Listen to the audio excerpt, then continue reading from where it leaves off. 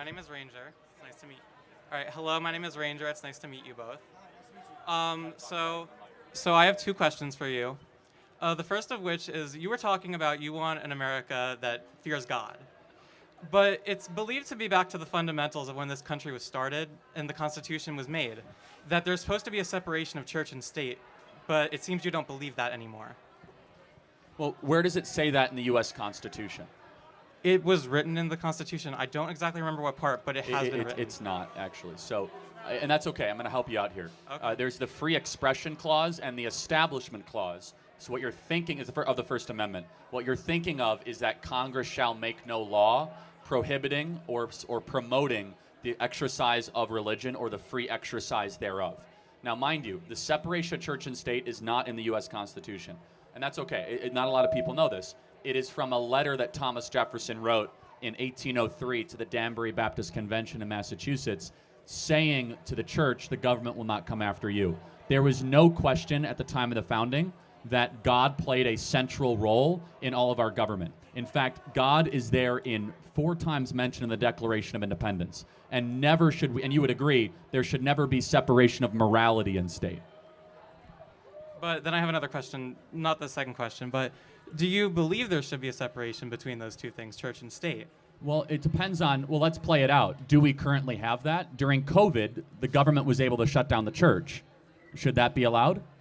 I mean, I don't believe so, no. Okay, so the point is that we don't even have separation of church and state because the state was able to tell the church whether or not that you could practice on Easter. Now, that's the standard that they currently have. Do I believe in a separation of morality and state? Of course not. Now, the morality that built the West is the 10 Commandments. The 10 Commandments is the best rules of life for any society to flourish and to be able to succeed. You shall have no other gods before me. You shall have no other idols. You shall not take the Lord's name in vain. Honor your mother and fathers. You may live long in the land of which you are in. Honor the Sabbath day and keep it holy. Do not murder. Do not steal. Do not bear false witness. Do not covet. Do not commit adultery. It's out of order, but that's still the 10 Commandments. Those rules for life is what the founders believed, so much so that they're in the halls of Congress and the Supreme Court. That we believe is transcendently transmitted to us, and that when we do not submit to those 10 Commandments, our country starts to fall apart. But if you think about it, most wars when religion gets entangled into a culture and even government, most wars have started because of that. So that's a talking point that has no basis, and that's okay because a professor told you that. So let's go to the truth. And I'm going to ask you a couple of questions. What religion did Mao Zedong believe in, the great murderer of China who killed 50 million people? I don't know. Yeah. He was an atheist. What religion did Joseph Stalin believe in, who killed over 30 million people of the Soviet Union? An atheist. He was an atheist. So that's 80 million people murdered in 2 countries in just the 20th century that did not believe in any religion.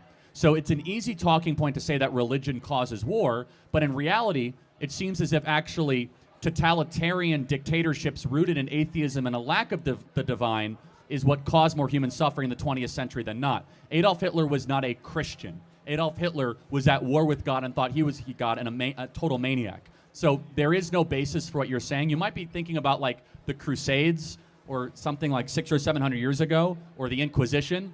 If that's the case, I think you need a better argument because religion actually keeps people sane, free, and moral, not towards war and conflict. But isn't the war that's currently occurring in Israel and Palestine over religion and their land?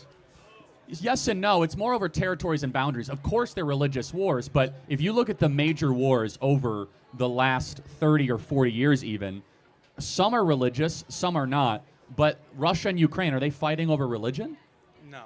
No. Or Central African Republic Civil War, are they fighting over religion? No. So it's an easy talking point. There really is no truth to it in the modern era.